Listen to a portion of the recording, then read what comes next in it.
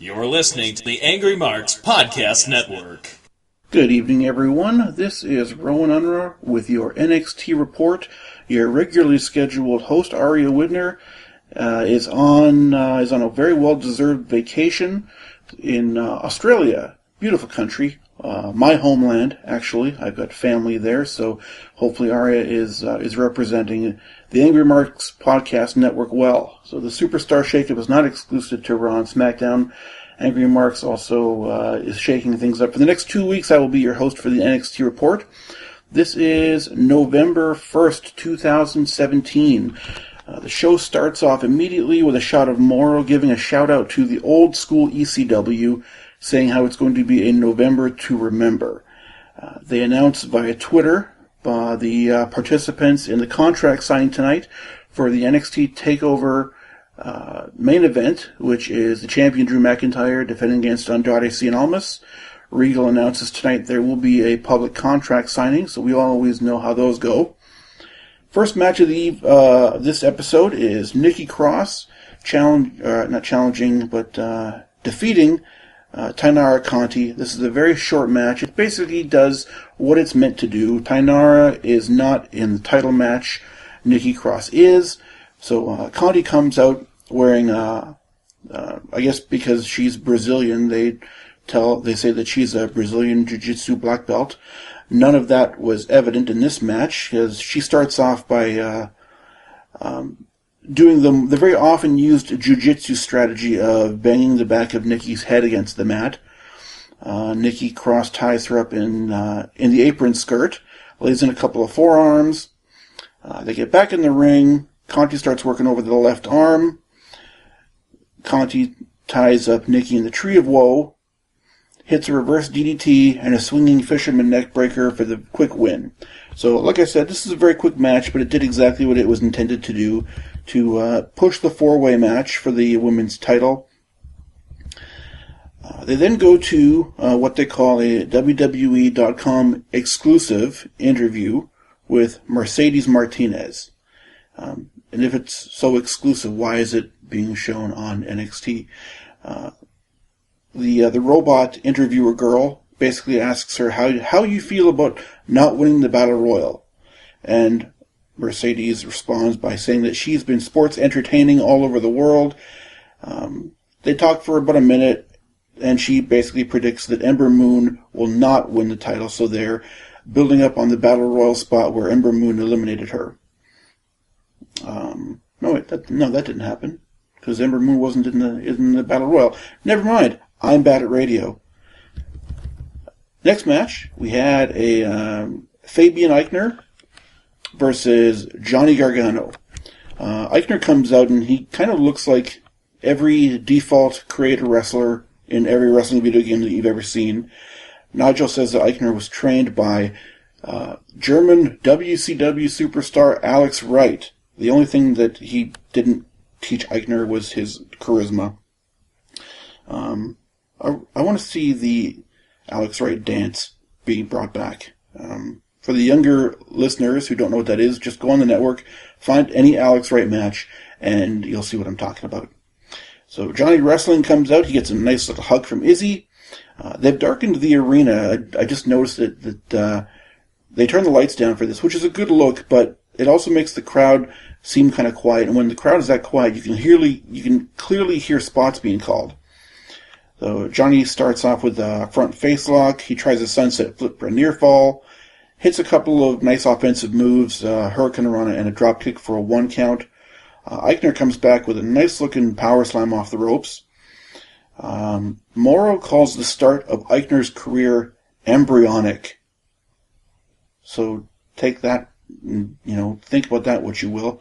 Johnny sends Aichner onto the floor. He tries a top rope crossbody, but the larger Aichner catches him, drops him on the barricade, and we go to a break. So coming back from break, Aichner is working over the ribs with a bear hug. He gets thrown into the corner. Johnny hits the rolling ground kick. There's a slingshot. He hits his slingshot spear, which they do say that he's defeated a lot of different guys with. But Aichner kicks out. Eichner gets, he's standing on the apron, and he hits what looks like a gourd buster on Gargano, which kind of looked like it snapped Johnny's neck on either the top or the middle rope, but his neck went back. That didn't look very good unless he was just selling it. Eichner tries a double spring, from the outside, a double springboard moonsault press, something. Anyways, he lands on his feet, but at this point, Johnny's on the ring apron, who does a springboard DDT into the ring, which looks really cool. And it just spikes Eichner on his head for a 2 count. They go back and forth. Eichner starts using his power moves. He hits a really brutal-looking powerbomb for a 2 count. Eichner with a nice sequence of forearms into a tilt-a-whirl backbreaker. Johnny tries for the Gargano escape, and Eichner turns it into an abdominal stretch cradle, into a pinning combination. So Eichner with what I would call an upset win. For a short match, it was really good. I thought it was great action on both sides. And the losing streak of Johnny Gargano continues. We get Drew McIntyre coming into Rico's office, and he signed the contract first. They shake hands, and they go to a break. There's a promo for the upcoming TakeOver match between Aleister Black, as he's sitting in a room with his candle collection, taking on the Velveteen Dream. We get another WWE exclusive with the Street Profits. They're outside the Performance Center, and they're oogling some fancy car. They said it was a Maserati. Turns out that the car belongs to Tino Sabatelli and Riddick Moss. They kept saying it, stop looking at our car. So I guess they share the car. I guess they go to the Performance Center together, and then Riddick gets it on odd days and Tino gets it on even days. They go back and forth, and they just kind of, we dress better than you. It's your standard PG trash talking. We get the NXT champion Drew McIntyre coming out into the arena for the contract signing. As he is making his way down the aisle, Andrade Almas and Zelina come down, and they attack him. They leave him pretty much gasping for air. My only issue with this is that I would have had Almas sign the contract first and then attack him. If this were real, most people would be punished for, attacking someone before a contract signing. So, just a small thing. Let's make the match official first, and then you can go ahead and attack him. So they leave him gasping for breath as we get a nice close-up of the prop contract in great big, bold, Arial font, NXT contract. We get a promo for the NXT book and whatever the official songs are for the show on Spotify. We get the iconic duo backstage. Now, like I said, our regular host Aria is currently in Australia, home of the iconic duo. These two have just go-away heat for me. I don't care that they're nice, they're attractive women. They can kind of go in the ring, but they're overacting, and it seems like they're doing a parody of what Australians are supposed to sound like. So they're really mad that only one of them is in the match at TakeOver. And they start complaining, and then they start giving Kairi Sane, a bit of heat. So Kairi walks into the frame, and she is wielding a little toy pirate steering wheel, like she's pirating her imaginary ship. She stops, the iconic duo stops talking, they look at each other, Kairi slowly shows them her elbow, they flinch, and that's the end of the segment. It's at this point that I notice that there is 26 minutes left in the show, so we could be in for a long main event, which is the NXT Tag Team Championships. The team of Sanity, represented this time by Eric Young and Alexander Wolf, versus the former champs, the AOP. So they're doing the ring announcing. I don't know who the ring announcer is, but she's definitely wearing one of my aunt's floral dresses that she probably made herself. So the Authors of Pain double-team Eric Young early. We're told that Alexander Wolf started sports entertaining training sports entertainment training. That's a mouthful. At 13 years old. And I'm sure when he was a 13-year-old boy, he couldn't wait to go to Sports Entertainment Mania. Authors of Pain hit a Death Valley driver on Wolf into the corner. They make multiple switches back and forth. They're working over Wolf, getting the heat. There's a guillotine by Razor on Wolf. Morrow points out that there's a claim that Razor has MMA training.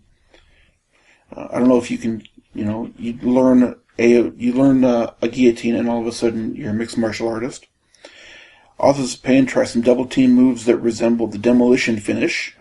Just instead of the elbow drop, it just kind of looks like he just stepped on his face as the back suplex was being hit.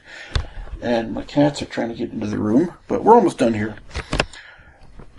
Hot tag to Eric Young and Akam at the same time. Young hits a series of forearms and drop kicks. There's a jumping neck breaker by Young.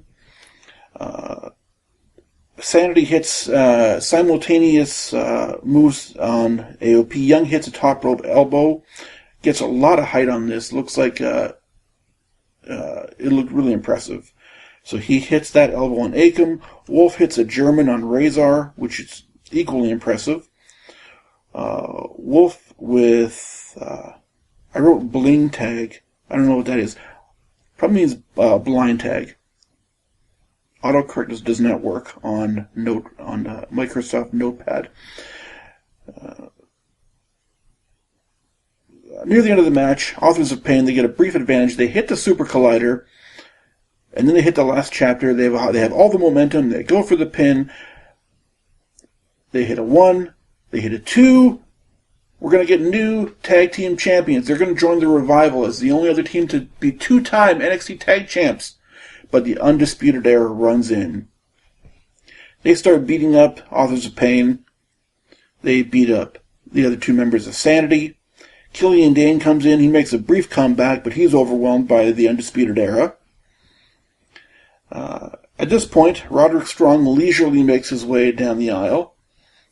He's walking wild, and Undisputed Era has one of the Authors of Pain in a prone position, and Roderick pulls out of his pocket the armband that was given to him last week by Adam Cole, and he puts it on. The crowd goes crazy. Undisputed Era goes crazy.